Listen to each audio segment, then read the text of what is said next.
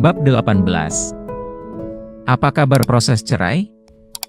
2 minggu berlalu tanpa berita, juga Andras tidak menampakkan batang hidung. Apa yang harus dilakukan untuk tahu bahwa dokumen perceraian setidaknya sudah diajukan ke pengadilan? Ada nomor perkara cerai. Tinggal minta ke Andras, terus kamu bisa cek secara online. Update status perkara ada di sana. Kapan sidang dan lain-lain. Informasi yang membuat Tara takjub. Semudah itu? Neni mengangguk. Aku dulu 6 bulan baru kelar. Hah? Lama karena beliau tidak pernah hadir dalam sidang. Jadi hakim harus menunda sidang dan melakukan pemanggilan ulang. Aku sarankan kamu hadir kapanpun dibutuhkan untuk mempercepat proses. Temanku ada yang selesai dalam 3 bulan. Thanks Neni. Tara memeluk pinggang. Langsung memperbaiki sikap begitu melihat rombongan tamu muncul dari arah coffee shop. Sepertinya proses kalian akan cepat karena sama-sama menginginkan perceraian. Terus pasti dong, dia menggunakan jasa pengacara yang bukan kaleng-kaleng. Oh ya? Semakin cepat semakin bagus. Biar aku bisa pergi dari sini. Melarikan diri? Keduanya cekikikan setelah itu. Aku kembali memang untuk itu. Bagaimana dengan harta Gana gini? Mana ada? Kenapa? Aku sudah mendapat sangat banyak sehingga bisa berada di sini hari ini. Tidak pantas menuntut itu. Tak pernah terlintas di benak.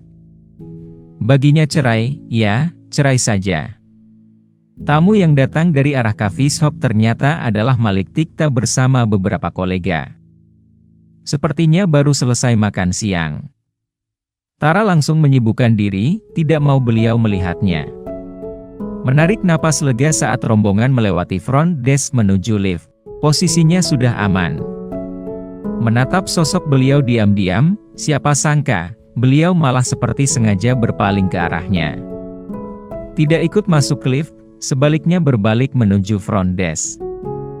Apa beliau juga akan menemuinya? Melengkapi daftar anggota keluarga Andras yang sudah menemuinya. Berharap tidak. Semakin mendekati, tujuan beliau semakin jelas. Tara, apa kabar? Malik mengulurkan tangan. Mau, tidak mau, Tara menyambut. Baik, Pak.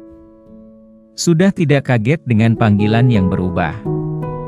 Oh ya, Mama titip sesuatu untukmu.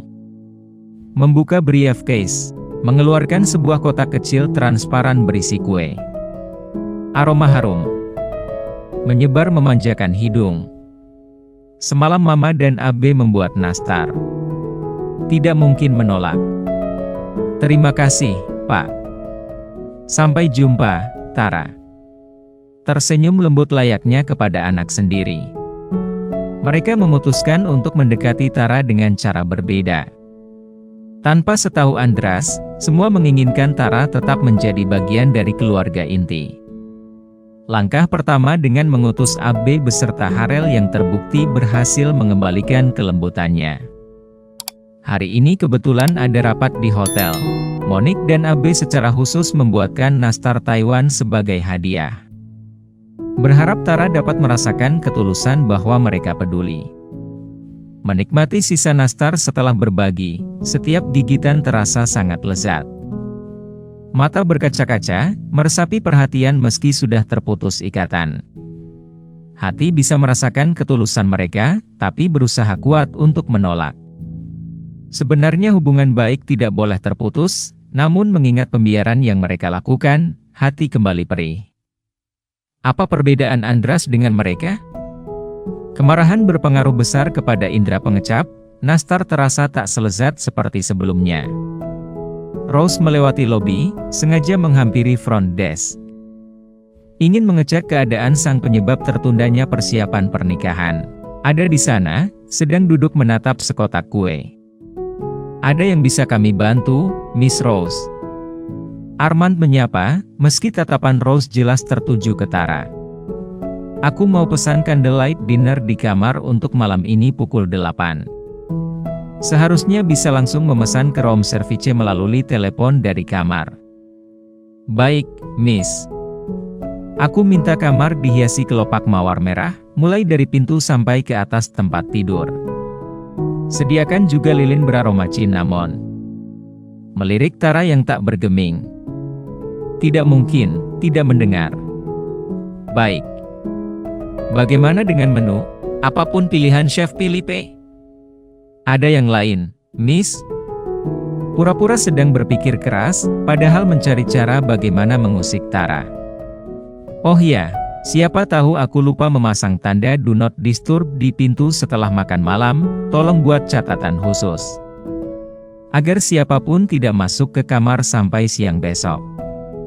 Kami tidak mau diganggu. Tersenyum malu sebagai bagian dari lakon. Oke, Miss. Arman hampir terbahak melihat akting yang gagal total. Citra sebagai balerina internasional seketika lenyap. Nora. Ada orang terlahir sebagai superstar meskipun hanya orang biasa.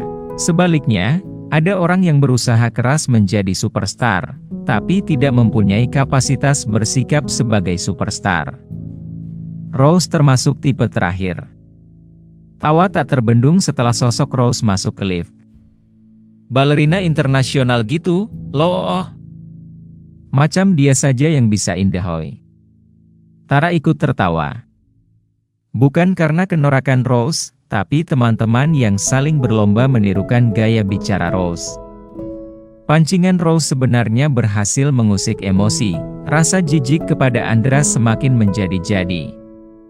Tambahan predikat bejat tersematkan untuknya. Sebuah pesta pernikahan super mewah akan berlangsung besok siang di Convention Center. Pasangan muda yang sebulan lalu datang bersama bayi, memesan 10 malam suite room menjelang dini hari, merekalah raja dan ratu esok hari. Siapa sangka, Adelia, sang istri, ternyata adalah putri seorang menteri. Memilih kawin lari karena tidak mendapat restu. Kembali ke Jakarta setelah lama menghilang, kehadiran seorang putra meluluhkan hati orang tuanya. Tara dan teman-teman mendapat undangan khusus. Kesibukan terlihat di mana-mana.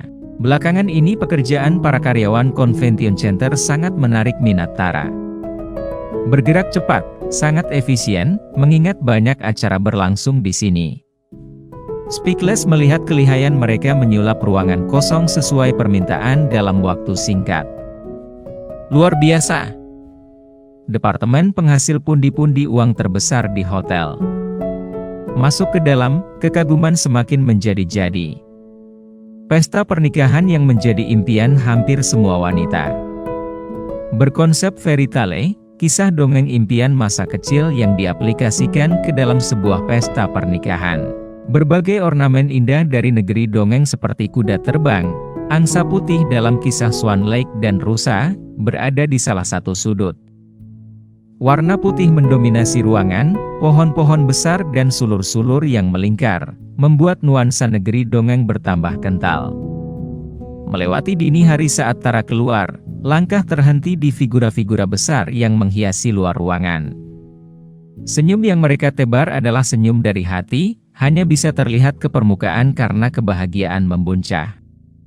Pasangan yang sangat beruntung, berprinsip kuat memperjuangkan apa yang mereka mau. Cukup lama terpaku di situ dengan memori kembali ke 5 tahun lalu. Seandainya memilih menolak, akan seperti apa kehidupannya kini? Benarkah tidak berdaya mewujudkan mimpi?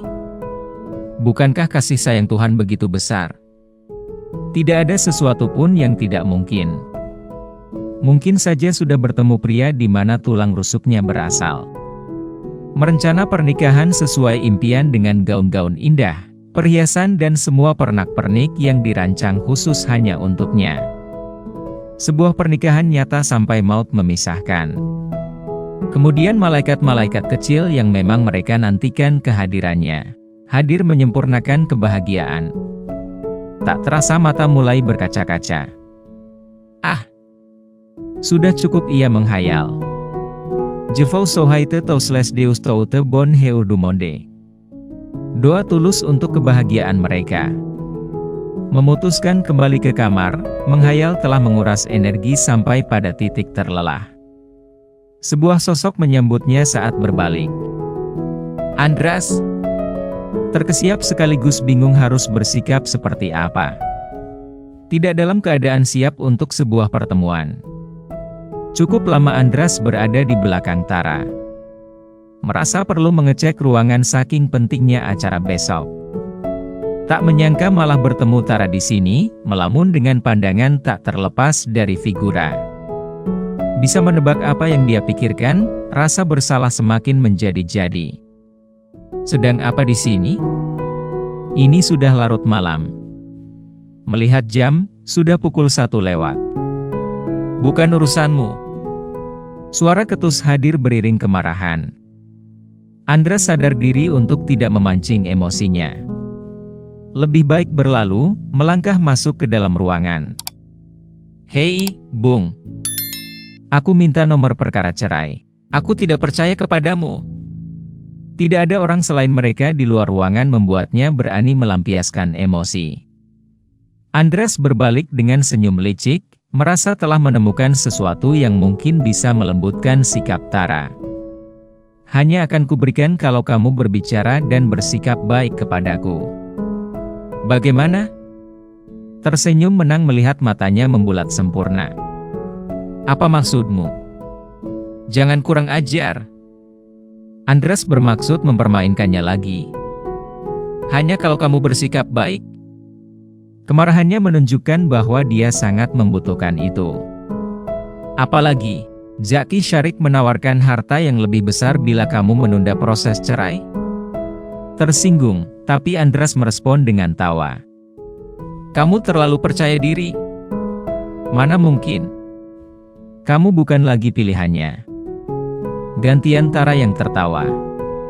Ya, tentu saja. Sekarang dia menyukai seorang balerina internasional yang saking begonya, memesan candlelit dinner di front desk hanya untuk memamerkan hubungan kalian. Andras terdiam, ada penggalan cerita yang ia tidak tahu. Rose memang mengajak makan malam, tapi tidak bisa ia penuhi. Bagaimana? Sudah menikmati makan malam dengan kelopak mawar merah menghiasi lantai sampai ke atas tempat tidur? Apa hasratmu naik pesat dengan lilin beraroma cinnamon? Oh ya, satu lagi. Apa beliau memang pelupa berat? Dengan norak, tak tahu malu, meminta resepsionis untuk melarang siapapun mengganggu kalian sampai besok. Padahal bisa memasang tanda do not disturb di pintu.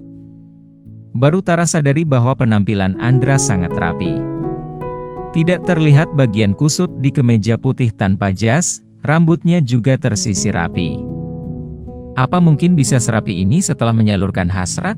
Bagaimana cara mereka melakukan itu sehingga rambut Andras masih sangat rapi? Oh mungkin saja, dia sudah membersihkan dan merapikan diri. Pertanyaan-pertanyaan yang membuatnya terbahak bagaikan kesurupan. Sudah puas tertawa? Sekarang kembali ke kamar. Jangan sampai ada yang berpikir Miss Kunti sedang berkeliaran. Tawa Tara semakin keras, ia tak lagi mengubrisnya.